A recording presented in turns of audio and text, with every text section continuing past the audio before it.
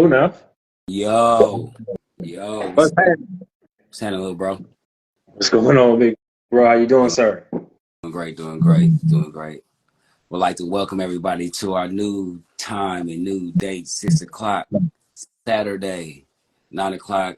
What's your time? 8 p.m. Okay, Central. 8 p.m. Central. Okay, six hmm o'clock West Coast, 8 p.m. Central. This is Leave It on the Court with your boy Jay Dimes and my boy and Yeah, my I little know. bro. You know what I'm saying? Today we got an interesting episode. We're gonna talk about East Coast strictly. We're gonna be talking about the Indiana Yeah. Pacers, Brooklyn Nets, and we're gonna talk about this Dame Lillard trade that just happened the other day.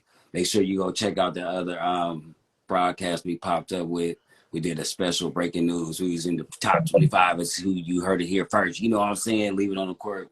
We always on it. Anyway, what you got for me, Brody? After doing some research on these Indiana Pacers, they Uh-huh. got me excited in the East, man. Bef- Yeah. uh, Before Tyrese Halliburton injury, the Indiana Pacers were 23-18, Mm-hmm. and Tyrese Halliburton is leading the league in assists.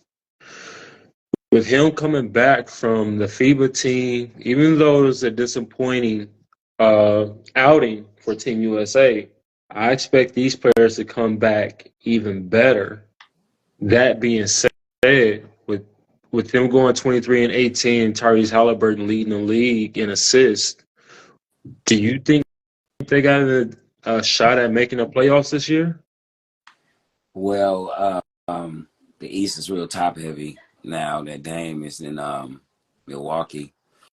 So the lower teams got a shot. All the teams at the bottom got a shot. Like, Indiana, Charlotte. There's a couple of teams down there that got a chance to upgrade themselves. But when I look at these teams, especially Brooklyn, but we talking about Indiana right now, I get a G League vibe. Not for Indiana, huh? Yeah, like Halliburton. No, I give Halliburton, Hield, and Miles Turner. I give them their props. I ain't gonna play them like that, All you right, know. okay, okay. But um, we got tape. You know that rule, man. It's like when you don't see it coming, it's like, oh wow, he for real.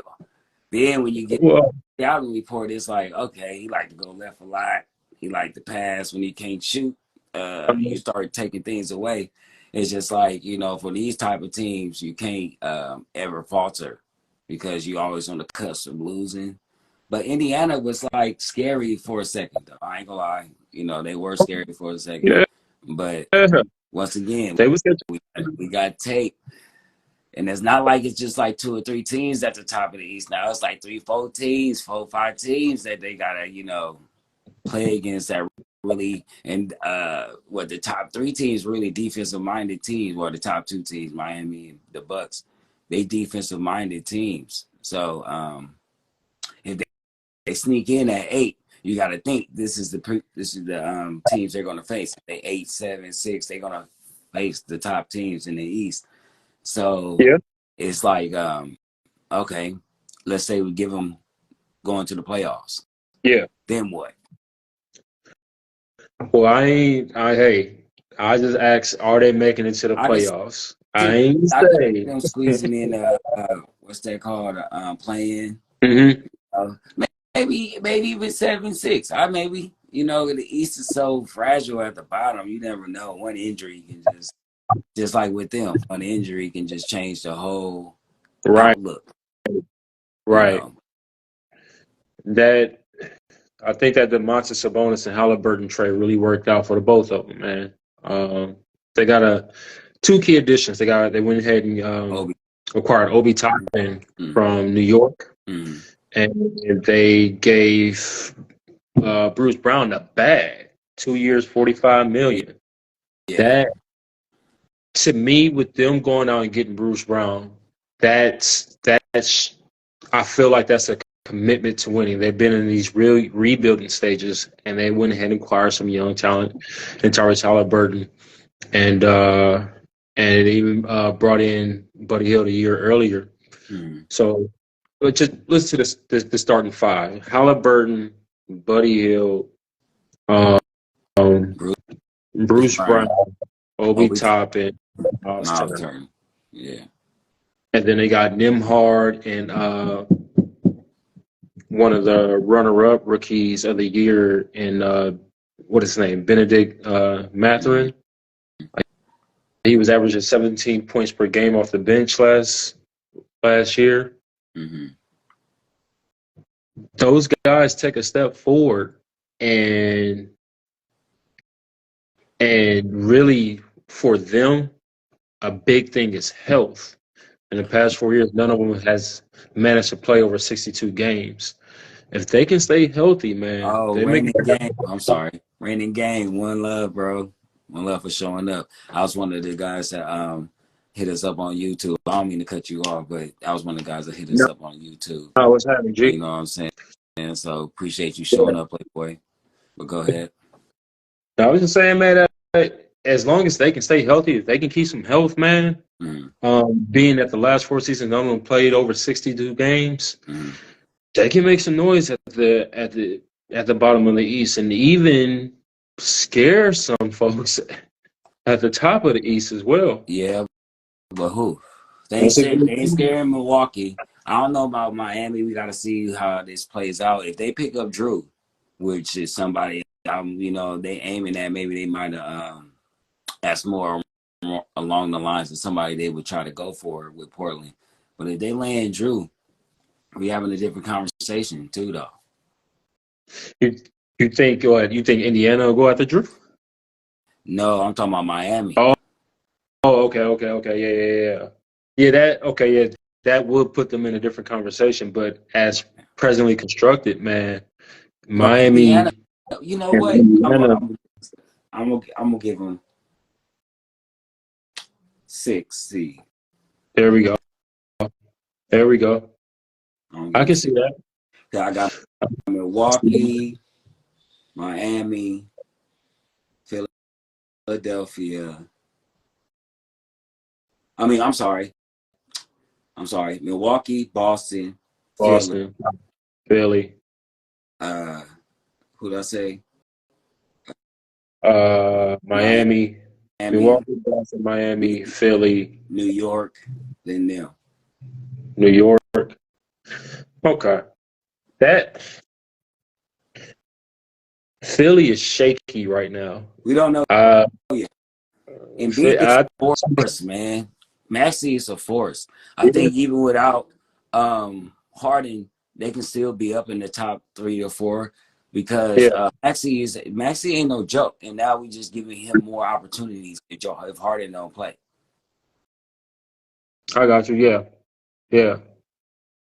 You know what I mean? So I don't think they're gonna drop low. It just all depends on what type of attitude Embiid comes in with. That's all it really centers around is him. Forget Harden and all that stuff. Now, if Harden come in with this "I want to prove it" type attitude, like I want to prove that I should be traded for that at the trade deadline, then it could be a wrap for people. You know what I mean? Harden is a good season away from making shit difficult for some of these good teams, I think. Oh no, I'm not. I'm not even concerned about Harden right now. I think he won one little. I don't want to play for y'all. Just that's way out the league. But let me ask you this: Tyrese Halliburton made the All Star team last Mhm. year. Do you think he could repeat that Oh yeah, for sure. for sure? East is easy. East, especially at the guard position. Well, no, because now you got Dame over there. So, you know, Yeah, and you got Dame, dude from New York, just based on where he at. If he be anywhere in the 19, 20, and 7 and 8 range, he guaranteed All-Star because he's just in New York. So, yeah, Jalen Brunson. yeah, Brunson. So, Yeah, he could be a reserve. I I gotta admit I wasn't really high on Halliburton coming into the league when he came into Sacramento, and just watching him over the years and watching him grow. He's 6'5", but he looked 6'7" out there, and like I said, before the injury, he's leading the league in assists. He's shooting like 42% on 9 attempts from the 3-point line. He was averaging 20 and 10 in his third year before his injury. This dude knows how to win. They sound serious. Hey, people in the that's joining the live, make sure y'all leave some comments, man. Y'all got a comment to make sure, you know, we're trying to get people on our episodes. So the more you comment, the more you have an opportunity to come up here and talk your smack. Mm-hmm. You know what I mean? So make sure y'all comment in the comment section. But this kid really changed my mind, and I want to see, like, with them acquiring Obi Toppin, him, the type of player Obi Toppin is, like, that's really going to complement Halliburton's game. Him being a rim runner, catching them lobs over in Indiana and throwing it down on somebody's head. Yeah. And then Miles Turner, he went ahead. They finally gave him the bag. He's been in trade talks for years. Dude, I'm kind of excited for these Pacers. I think they're gonna have a fun brand of basketball, dude. Yeah. It was a good look with him going to the USA team too. That showed you know, brings some light back to Indiana. Right. You know. Right. Pretty good too. He wasn't out there like terrible. You know, but. Wait, I'm actually getting bad memories right now. I just thought about something. Last season, the Warriors were playing Indiana, and Tyrese Halliburton was out. That fool, Andrew Nembhard dropped like 40 on Steph's head. I don't know if y'all remember that. Our viewers, Indiana backup point guard Andrew Nembhard, 6'5", 195, guard out of Georgia, gave Steph and the Warriors 40 and 10. Man, like, the talent is there. Like, I think they maybe one wing player away from really making some noise in the East. I don't think nobody was expecting that, Pack. I think they got enough scoring because they got Buddy Hield they can throw in the corner. Bruce Brown is an instant bucket. Toppin is a good. He remind me of Kenyon Martin a little bit. That's what his game remind me of. So they got enough scoring, and then you know Halliburton is going to give you 20 and whatever he's going to give you 20 and 10, 20 and 12. If he on the same scale, probably going to go up to probably about 25 now that everybody know he the man and everybody's going to be looking for him to score. It should jump up to like 25 somewhere around there. Probably going to it's going to drop, so it's going to be like 25 and 8, something like that. So they should have enough scoring, especially in the East. East is more like the old school 90s, like grit and grind scoring, more than high scoring games. People in the East, like, there's only like the top teams, maybe Milwaukee and Boston, throw up them 120 games, stuff like that. So that's why they won. That's why they can win so many games because of the style in the East. Right, and upon doing my homework, man, Buddy Hield is one of the most underrated scorers and shooters ever. Like, dude, Buddy Hield probably top after Steph and Clay is Buddy Hield. Like, as far as like underrated, I think he's just in a bad place. He's in Indiana. They're in bad places. Yeah, like he ain't nowhere where he can get that shine for real. Like you put him in New York, he all-star maybe. He you know who he remind me of, like a Michael Redd right hand. So yeah. A good comparison. That Buddy Hield actually, like, just career point total, Buddy Hield has actually scored more points than Pascal Siakam, and Pascal Siakam was, you know, that's an all-star caliber player. So that's just to speak to what Indiana got over there. I think they might be a diamond in the rough, man. I think they're going to scare a lot of folks this season, if and only if they can stay healthy. Yeah, he a sniper. You leave him open. He got that. When you shoot the ball, the coach go, damn it. Shot. Yep. Got that shot right there. Yep. So, moving on to our Brooklyn Nets. Yeah, now, see, this is the G League team. Now, okay, I think we're disrespecting Mikal Bridges saying that. You know, okay, so this is what, you know who he remind me of? Eddie Jones. Remember him? Eddie Jones from the Lakers. Yeah. He remind me of him. Except a little bit better jump shot, But I think Eddie he had a better jump shot later in his career. He shot threes better. You know what I mean? But I see they good defense, smooth, slick. You know what I'm saying? Dunk on you if you give him a that first step. He'll dunk on you off the cuts. Like he reminded me of Eddie. I was just watching a little thing on YouTube about Eddie Jones. Right? So when I was watching it, I was like, yeah, that's who he reminded me of. That's what he reminded me of. What a But throwback.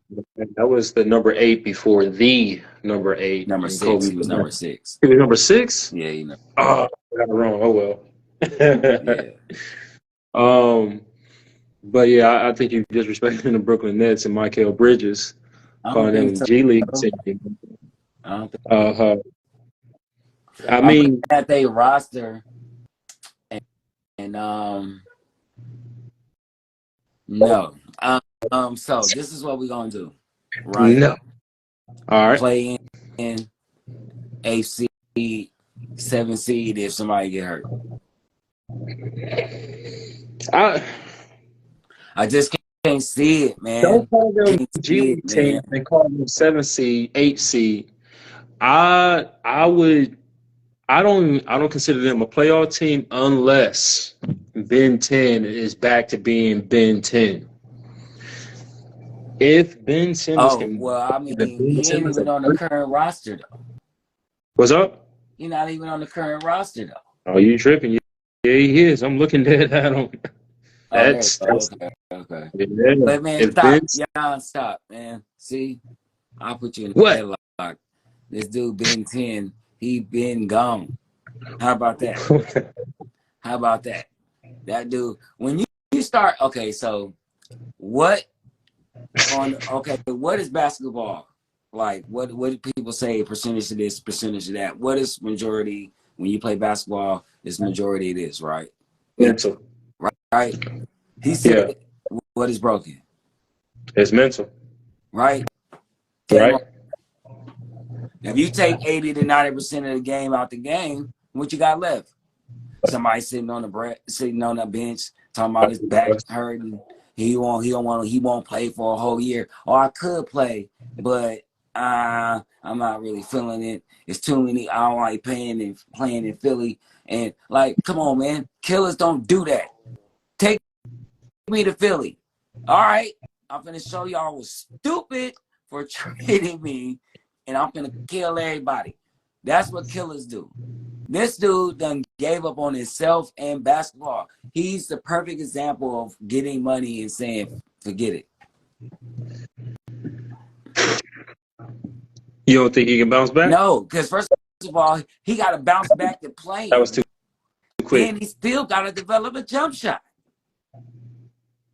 Because it's like it's two different things. Like, how can you be in the league this long, everybody be on your butt about you not having a jump shot, and you never still get a jump shot? I would just get a jump shot just to prove the doubters wrong. You know what I'm saying? Just prove to myself that I can shoot. Then that'll automatically just prove y'all wrong. So that's what I mean by that. It's not about what other people think, but it's also to yourself getting over these mental humps. Everything that he's on and have a problem with is mental. Once again, what is the game? 90% mental, right?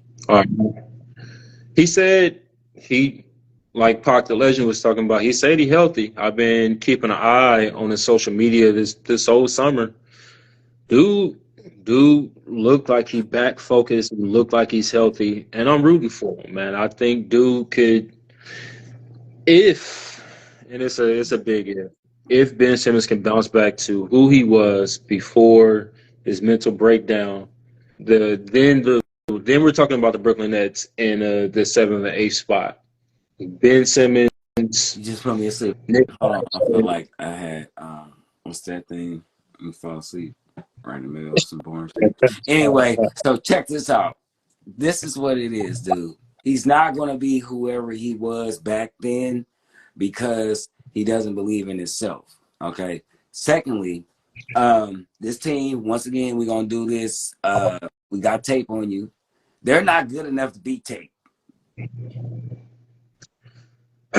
You know what I'm saying? If a team get tape on them, they can be beat. Okay. Mikal Bridges would have to be 25, 30 a game. Cam would have to be 19. Cam would have to do what he did that last little stretch when he was killing everybody. Like, they would have to do that to be. See, okay, like regular season don't mean a lot to me. You know what I'm saying? No disrespect to the regular season. I'm always thinking about, like, where we going to end up, right? So when I see these teams that in the lower here, it's always about who you're going to face in the playoffs. If you like I say, if you 7-8, you're playing a Milwaukee, you're playing a Boston. You know what I mean? So it's what this team measures up to. They're not scary. Okay, you might have a cool, decent record. Now, if you can get to fifth, it's like you have a better record than Philly. If you have a better record than New York, okay, but you still got the second round. Are they beating anybody in the second round? No. You know what I mean? So I always measure teams up to that.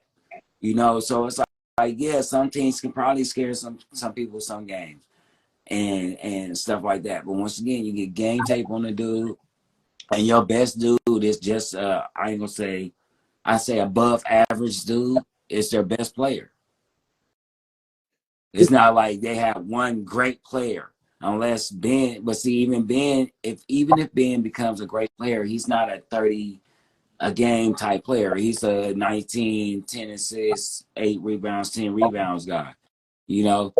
But that also takes away from how Mikal plays. I might take away from how Cam plays. So it has to all work out. Just like the coach said, it's what do we do? Do we put him at point guard?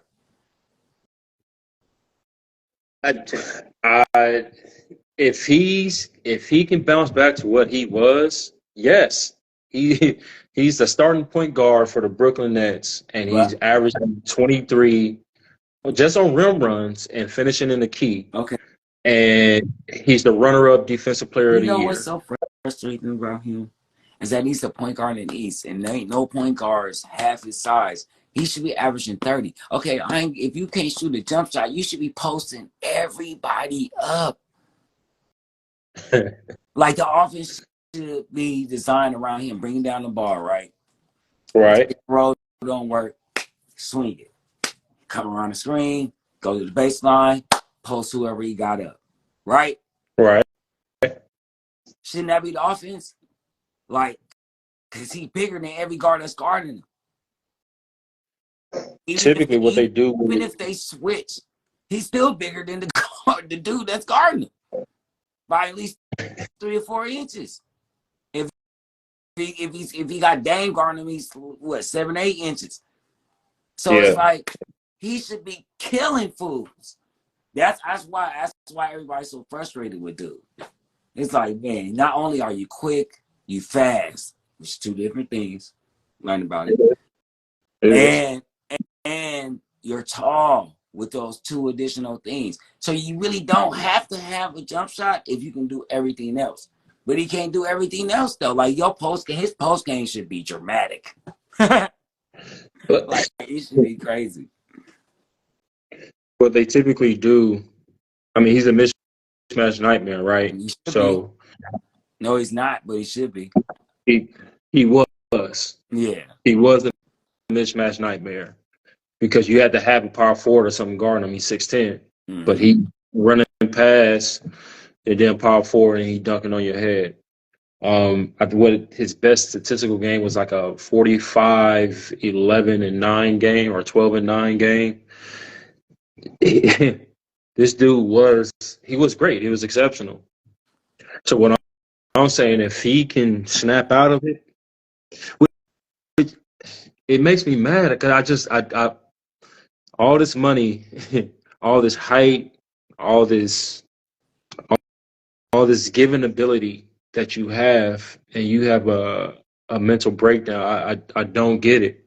I don't understand it, and I guess that's just coming from somebody like that. I ain't gonna say that. You just said what it was, though. That'll give you a mental breakdown if you're not capable of handling all that. You know what I mean? Everything you just said prior to you don't understand is what broke him down. The pressure, the fame, the money, the scrutiny, mostly the scrutiny. So he's been coddled. If you watch, like, I watched a documentary on him, prior to that, he never really had nobody talking really bad about him to like college a little bit, you know. But that was after he had did what he did when he stopped playing to go, you know, because he was getting ready for the league. But prior to that, he had been coddled. You know, he's two-parent home. You know, parents got bread, all the stuff. So he's always, you know, being good. You know what I'm saying? So when you get to the league and it's like everybody on you, everything is scrutinized, and it's not even like in a good way. Like they give him his props when everybody is say, yeah, he good, he can do all this, he can pass, he can dunk, but he ain't got a jump shot. He ain't got a jump shot. That stuff will give you nightmares. If you a baller, you know. Then wake your ass up from that nightmare and go shoot some shots. Go get some But shots that's up. why when you say I seen what he did during the summer in the film, he always every summer they show him shooting jump shots, bow, making them bow, and then he get to the league and we don't see none of that. Hey, that's the best weekly celebration to me in the whole league. Michael Bridges. Last episode we was talking about situational versus talent, and you brought up a great point. Like a lot of it is situational. Mm-hmm. Michael Bridges come from Phoenix being a role player. I was watching him on podcast P, and he gets to the Brooklyn Nets, and all of a sudden he's this guy that's averaging 25, 26, 27 points per game. How many players do you think that's playing a role right now? Do you think it's a lot of them that's playing a role that if they were put in a different situation, they would average 25, 26, 27 points per game? If I want to give you an honest answer, I would have to research that. But I mean, if I would have to say, I would say, of course, it's probably a lot of dudes like, you know, even with the Bruce Brown. See, Bruce Brown might have the opposite. You know, some dudes are better being off the bench and being a spark plug than they are being the man. You know, Bruce Brown role going to where he going might mess up his whole little, you know what I mean? Because now we done gave you money and we depended on you to average that 20 or more. Now more you was averaging off the bench in Denver. You know, so sometimes, you know, it's always situational, but sometimes it can be in the reverse. Sometimes giving somebody the ball can be detrimental for them. You know what I mean? Sometimes giving a person a lot of money can be detrimental for them because they start thinking that instead of thinking of it as feathers, they think of it as a backpack and it's weighing them down. You know what I mean? So you have to have them dudes that, you know, when I get paid, those feathers, that's just the icing on the cake. Now I just get to kill and get paid. You need them dudes. You know what I mean? So it's a lot of dudes on both spectrums. Some dudes need that role in order to shine, and some dudes need the ball in order to shine. So you just it's hard to say because you would have to be able to, you know, on some fantasy draft type stuff, put a dude from a team that you think could be somebody on a team that need that position and see what he do. You know what I mean? But he's the perfect example of somebody though that didn't have the ball, got the ball and got the shine. But who was he playing when you go through all them games he was killing? Was the teams, because a lot of that came towards like the middle to the end of the season when teams already, you know, pretty much in their positions and not playing up to their master class. You know what I mean?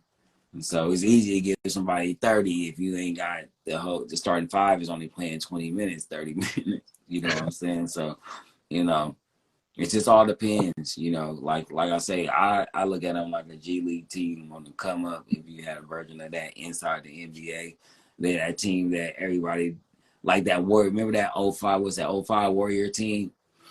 Just had a bunch of just scrappy players, and they just kind of like rocked the world. You know what I mean? They remind me of that team, except they playing on a lesser conference in a lesser conference than the Warriors were playing in at that time, because that West Coast Conference, Western Conference was crazy when they was playing.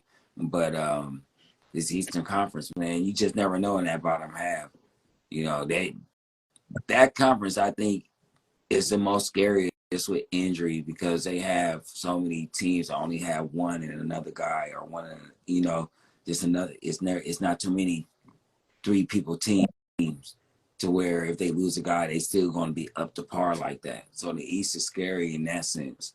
Like, Embiid go down, Philly is over.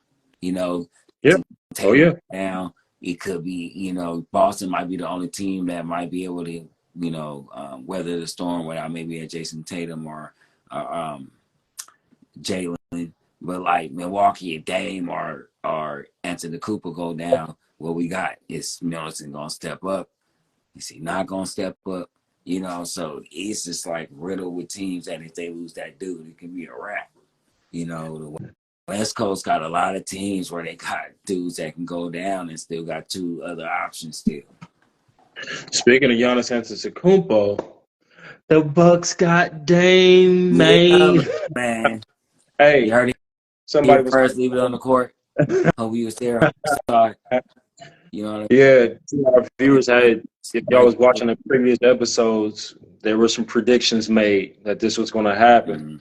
Um, I heard some folks on social media was referring to them as freak time. They was calling them freak time. See that the Greek freak, Dame time, freak Yeah, time. big I time. like it. So, I'm gonna go over the That's trade not going to go details. anything in the NBA. It's not going to happen. But go ahead. Uh, I'm gonna go over the trade details. So the Bucks get Damian Lillard. Uh-huh. The Trailblazers, they got Drew Holiday. They got DeAndre Ayton. They got Tumani Kamara. They got 2028 and a 2030. Milwaukee's 2028 and 2030 first round picks, unprotected, and then they got a 2029 first round pick swap. The Suns, they got Yusuf Nurkic, Grayson Allen, Nasir Little, and Keon Johnson. So with the Blazers getting Drew Holiday, they can't keep him because of his contract, what he's making, and how he has in his final year will be a optional year.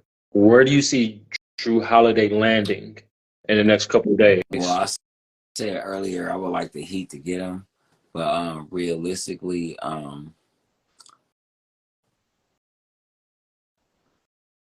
That'd be funny if Miami getting on that phone. see, this is. I would like for him to go to the Heat, but what if he went?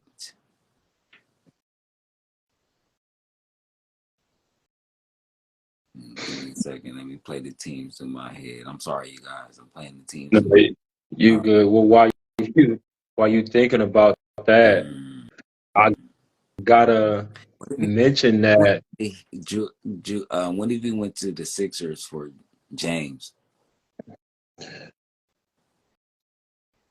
that would be tough in Philly if he went for James, but James going to the Blazers, it just puts them back in the same situation where they're like, that was my only dilemma with that. Yeah. That was my only. Well, and the Lakers. That's what I would like to see. I would like to see a D'Angelo Hold on, though. Trade. But putting D'Angelo over there, it's the same thing as putting James over there. And how old is D'Angelo? They just re-signed D'Angelo, so I highly doubt he would go anywhere. If they were to trade anybody, it might be Austin. Austin Reeves. But he'd be even though he's a fan favorite, it'd be better for their team. I can see Drew and in the backcourt. Yeah, I can see them in the backcourt because dude is not a small guard. He's like 6'4" or something like that. So he can be a shooting guard, and he's probably better at shooting guard. He's a hell of a defender. I'm talking about D'Angelo. If you put D'Angelo and Drew at I think D'Angelo better at shooting guard than he would be, point guard. And he's not short. I don't know if you know, but D'Angelo be pass that boy. He got eyes in the back of his head. But that boy can pass. That's still. But see, Drew don't do that. So that's why they play off each other good. They would, but like you said, yeah, they re-signed D'Angelo Russell, but they also just re-signed Austin Reeves too. Yeah. So Dame was talking about for this trade when he put in his trade request to go to Miami, right? Uh, When when he understood that it just wasn't going to work out, uh, he tried to rescind his trade offer. uh, He was trying to stay in Portland, but the GM in Portland was like, "It's too late. Like we sending you off." Do you think they wanted him to make a trade request? yeah, because that's why they drafted Scoot. You know, Hmm. I think that Dame needs to learn how to. Out of everything, he's an intelligent guy. He usually plays his cards right, but sometimes you got to read the writing on the wall, brother. Like Yeah. you should just know when the team is like trying to get you up out of there. You know, you demanding the Heat. He might as well just demanded a trade, and then maybe the Heat might have had a better chance. Him asking specifically for the Heat might have messed that up. The Portland Trailblazers was asking after the basically Portland was asking for Bam Adebayo or Jimmy Butler in return. Well, I mean, I see why. I mean, look who they got in return, though. They got Aiden. So you can see they wanted at least one top level player back in the trade. So I understand. I wouldn't want to take Hero and Duncan Robinson and some picks for Dame. Yeah. But on the other hand, if you're building a team, those two dudes and they picks will actually be better because they will fit in the team better. Yeah, the the timeline with DeAndre Ayton just fits their young core No, right I now. understand, but it does with Hero, and I ain't gonna say too much with Duncan, but it does with Hero too. Oh yeah, it does. It does. It's just they got other players that play Hero's role. But Hero's a six man. No, they don't, because the dude that's in front of him would start. Anthony, whatever his name is, Anthony Simon. Simons, he would Mm-hmm. start. Scoot would start. Hero and Duncan would come off the bench. You still put Hero in his spot where you didn't want to award that. So same thing. Shadon Sharp might be. He actually might be better than or as good as a Tyler Hero. Well, So how tall is he? Is he like 6'5", Oh, he only 6'5"? I thought he was closer to a small forward height. 6'5", and that boy got exceptional bounce. That boy jumping out the gym for real, Yeah. like seriously. So this whole time, man, for our viewers, I'm a Warrior fan. But my favorite player is Damian Lillard all time. Town. So It's the town. for these 10, 11 years, man, it's been hell trying to watch the Blazers because they just couldn't seem to draft right or get talent there to put around Dame. Giannis, before they got Drew Holiday and them, he had his quarrel with the front office. He said, "I need help." They went out and got Drew Holiday and Brooke Lopez, Chris Middleton, and they put them around. They made a push. They start getting uneasy again. Well, they going fine. They got Dame now. Yeah. It just a prime example of a small market team making moves and spending the money necessary, noticing what they have, generational talent, and putting what they got, putting all their energy and efforts and money for to appease a star. What's stopping these other teams from doing that? Like, I know the talent is limited, but when you got a player like a Luka Doncic, a Giannis Antetokounmpo, or Damian Lillard, what's stopping them from putting their money forward to go getting getting players to put it with what they have, man? Well, once again, you answer your question. It's the talent pool. People that that are good get paid and they stay. So it's hard to get when the last time we had like one of them crazy free agents seasons, like a bunch of stars come out all at the same time and people got they pick. It's been it's been a long time because of that, because most of these stars are staying with their team. They sign long-term deals and stuff like that. So it's the talent pool. It's hard to build around somebody when other stars want to be stars. That was one of the main things with trying to find somebody to play around Dame, because I'm sure he was in the front office like, I want somebody good, but I don't want like a Durant or something like that. I mean, if you can get a Durant, he would take him. Of course, let me say that he wanted people to come play with him, but in Portland, that ain't the type of atmosphere for people who's trying to build a brand and stuff like that. Well, shoot, in this trade, they said they didn't even consult Giannis. Well, you don't have to consult Giannis for Dame. You think I need to what? You think you gonna call, what are you gonna say? No. Do not be no. What? They say it was more so of Drew and Giannis was close. Yeah. And the day before this trade happened, Drew had just expressed, "Hey, I want to spend the rest of my career in Milwaukee.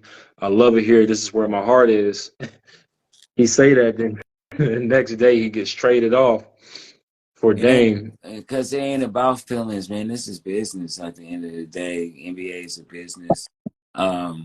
This is the business of champions. Straight up. Giannis asks for something, and sometimes somebody got to take the bullet, Giannis. When you make a statement like you made, it's going to be somebody that's going to be standing in front of that bullet that you just, asked for. And sometimes it can be the closest dude to you. And this is an example of that. You may love Drew, but I know you smiling about Damon. Rain Game 707 said Drew would be nice on the Warriors if they could somehow trade CP3 in January when he's eligible to be traded. I think CP3 is locked in. He's uncommitted to whatever role he done had. I'm scared. Only thing I'm scared of is that they're trying to start him. Please don't start CP3. Warriors, please do not start that man. Please do not start that man. CP3, you are not a starter. You are not a starter, buddy. You're not a starter on the Warriors. You one of my favorite point guards of all time, but you are not a starter on the Warriors. On the Warriors. There you go. All right. You are not a starter, dude. Just please, man, just take pride in this. Just like take pride in the 6-man award, man. Just like, just take that. Take that. Just be like, I'm gonna run with this 6-man award. You know what I mean? Come off the bench. I'm gonna be the leader off the bench. Please accept your role, Playboy. Don't do the Carmelo. don't do the Carmelo, man. Just chill. Take that little, 20, 30 minutes off the bench. And let me ask you this. Dame being traded to Milwaukee, to you, in your opinion, is that a better... Raining Game say Draymond sprained his ankle. Wait, say what? Draymond sprained his ankle out 3 to 6 weeks. Might not be available opening night, so we might not see CP. We might see CP3 in the starting lineup. Right, don't be bringing bad news to our podcast. God damn it, man. good job. That's my G right there. Get it, Rain. Let them know. Let's go. I ain't want to hear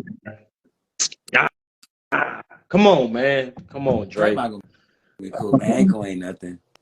Yeah, it must be a high ankle sprain if we talking 3 to 6 weeks. Golly. Yeah. High ankle sprains hurt, boy. Them things hurt, G. Like straight up. So back to my question for you. In your opinion, do you think this is going to be a better basketball situation? I know it's not a better market, but do you think it's going to be a better basketball situation? Of course. They play off each other so well. This could be scary for the next 3-4 years, depending on how they maintain their health and if they can maintain their game. This could be scary for a long time, especially in the East. They can be one of them teams like All right, we know who went in the East. Who's coming out the West? Uh, kind of like them Cleveland days or the Yeah, Miami days. and Yeah, the we knew Bulls days and stuff like that. Like it. they could be one of those teams. It just all depends, you know.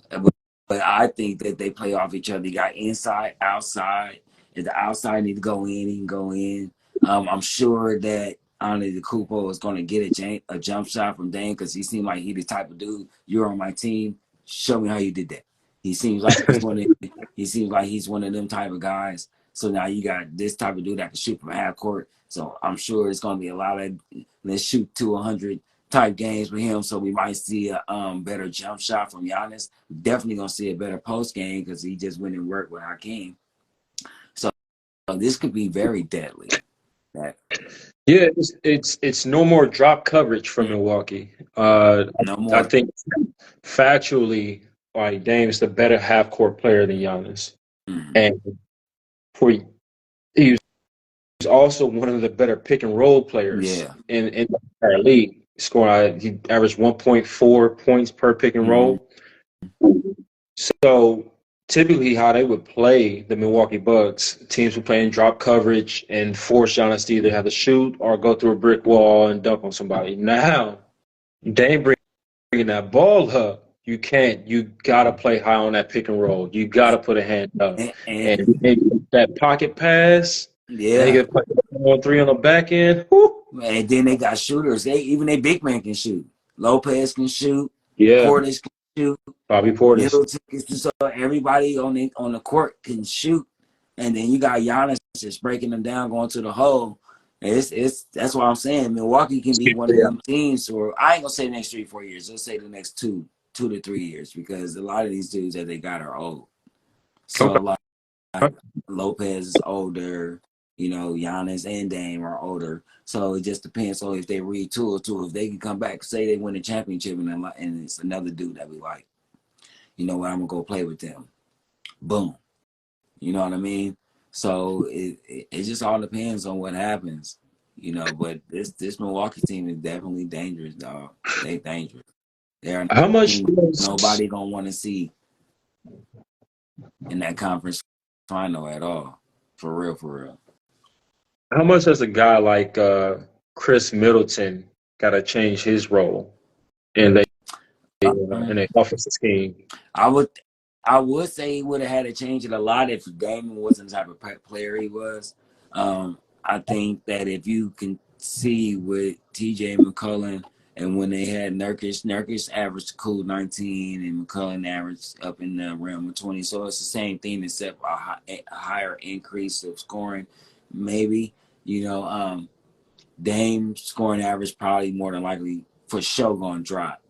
But the type of player Dame is, he can take that as a challenge and do the 25 and 10 type thing. Well, since I got all these scores around me, my assist averages can just skyrocket. That's another thing. Dame's an underrated passer, man. Last year he averaged 32, 5, and 7 assists, man. So now them assists probably jump up about 3 or 4 points because now you got dudes that's more reliable. Giannis is a walking bucket Yes. and Yeah. a healthy, and then just like the corner, like we were saying with the corner passes and stuff, them shots is going in a lot more. So that assist rate can jump from 7 to 11 fast. You know what I mean? If he takes it serious, So I don't Are know.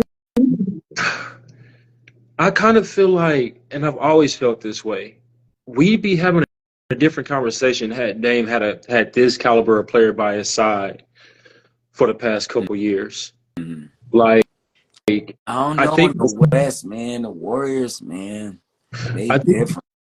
we still be talking about Steph in somewhat of a similar regard, but I think Dame would be like an unquestionable two guy. Yeah, like if Durant go to Portland, we definitely talking something different. Bruh, I just And he seeing might him. stay because that's the kind of place I think Durant fits better. I don't think he fits in the big markets. I think the small markets fits his personality better. So Portland probably would have fit him better than Oakland would have, in a sense of having the type of players he had around him. There's too much stardom around him. Like just him and Dame in Portland, he would have probably re-signed with Portland. And that team would have been scandalous. Could you put anybody around them two dudes, especially at that particular time? That's not fair. I'm just saying, like, I was having a conversation with Will, and we was trying to decipher like who were the better point guards in the NBA. And to me, unquestionably, I think Dame is better than Kyrie. Mm-hmm. But there was an argument to be made. He was saying that Kyrie was better than Dame, and during Westbrook heyday, I was like, man, but Dame spent his career kind of busting Westbrook ass, so I don't see that. So had Giannis had another star player by his side, I just think there's a totally different conversation because Kyrie, Westbrook, Steph had players, all-star caliber players, during their careers that kind of boosted their stock. Right. Well,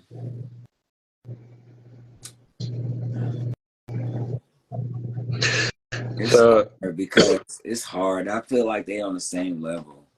Cause you like Kyrie can shoot and he can dribble. Dame ain't got the handle Kyrie got, but he can shoot a little bit better than Kyrie. Like I've seen Kyrie pass just as good as him. I would probably they both don't really play. I guess Dame has a little better defense than Kyrie, maybe. But I would mostly rate them off offense. If I had to rate them off offense, I would probably put them about the same. Because Kyrie, when Kyrie is Kyrie, he's different, bro. He different. Oh yeah, and I'm not saying he's not. So I'm not picking between the two. I feel you back. But I like it though. I like it. I see. And it might just be my bias, but I didn't even think that was a conversation that I didn't think that was even a consideration that Kyrie might be better than Dame. The things that Dame has been able to do with less around him, getting them to the Western Conference Finals. You see Kyrie in Boston not even not be able to lead his team. Mm-hmm. They're different. The type of leader Dame is, just that's what Kyrie lacks in me.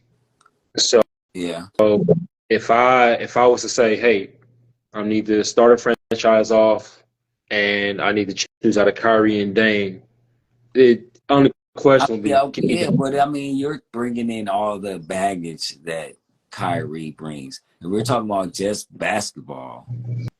We're talking about the same level of player. But if you're talking about leadership and stuff like that, of course you're gonna give it to Dame because of the type of dude he is. He's level headed. You know what I mean? But basketball, Kyrie got a ring, man. And he won it. He won it with a shot. Like, thank you. So it's like it's a little bit of it's that part too, even though he did it with somebody. I mean, Cleveland is not actually the landing spot. He just got lucky that one of the greatest players in the world just happened to be from there. So yeah, he wanted to go back. But Dame, he boxed himself in when he said that statement about not joining with other players. He kind of boxed himself in. He kind of put himself in a place where players that like Durant and stuff like that, because he criticized Durant right after he went to the Warriors. So see, doing that kind of stuff kind of like boxes you in. So that's the only thing that, if you had to say leadership, the thing that Kyrie got over him is that he's willing to play with these dudes. He's willing to go join somebody and be great as a duel or a trio. You know what I mean? Dame, I ain't trying to be no super team. I want to win it the way I am. And, people look at that and be like, well, shit, I don't want to go play with this dude. Yeah, but that's following qualities to me. But that's neither here nor there. Yeah, we Shout out already to Kevin know Durant. what that is. This whole league got a bunch of, you know what I mean? Yeah, I can't win it. What's up, bro? I can't win it. Can I come play with Hey, you? help. Help. You know what I'm saying? For real. So it's like this is the mentality of most dudes younger than us in this day and age. It's like, I don't want to work for it too much. I tried. All right. LeBron. I Steph. kind of disagree, and I kind of agree Man, Durant with that. is an example. Who else is an example of that? AD. Uh, even LeBron. You know, after we couldn't win it for a couple of years, he was like, D-Wade, help. You know, And, and that's why I say I agree and I disagree because I'm for player empowerment. If your franchise not getting it done, if your franchise is not doing what Milwaukee is doing right now, then what the hell am I doing here? You not trying to help bring in nobody, and I'm putting all this weight on my freaking back, and y'all can't draft nobody I got either. to push Yeah, back on that because, like, who wants to play with a dude who said he don't want to play with another dude? I'm just saying it's as a player, that's not my job. But your franchise, your team, your GMs, your scouts should be setting up these meetings. Should be getting in these guys' ear. We talking about okay, well, we got the double whammy. We're talking about Portland, and we talking about a guy who said he doesn't want to do that. Really? And that's what I'm saying. Portland. He's dude saying I don't want to jump ship. I'm not just trying to. I'm not trying to team up with. I'm not trying to bring like this super team and all this glitz and glamour like some of these other guys have. I ain't running for the grind, but get me some goddamn help. What? I mean, like nowadays in these championships, what do you see though? You see these teams that have slight super teams, like you know what I mean. So he would have to have somebody to want to come there. Even I heard in some of the comments during the trade on some of these, I think it might have been ESPN or whatever. They was like, he wanted Giannis to come play with him. Yeah. That was only I was stopping, some of the things going through. And Giannis was feeling the same way he was feeling. Like, no, I built this here, so I'm gonna stay here. If we want to play together, come to Milwaukee. You know what I mean? And so that's why I'm saying when you box yourself in like that, then you stay in a city where nobody wants to really come to. It's kind of like hard, to kind of like get somebody to come help you like that. You would have to draft within, and McCollum was almost there. He was almost there. He was just lacking that heart, that thing called heart. He was lacking. That's what I'm talking about. I'm Portland. I got Dame. Why in the hell am I drafting Scoot Henderson? Why am I getting CJ McCollum? Why am I getting Anthony Simons?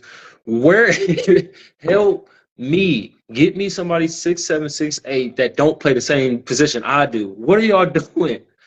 I got a question for you. Yeah. We're in the finals. Milwaukee Bucks just won a championship. Mm-hmm. You got Dame, you got Giannis standing there. Who's getting that finals MVP?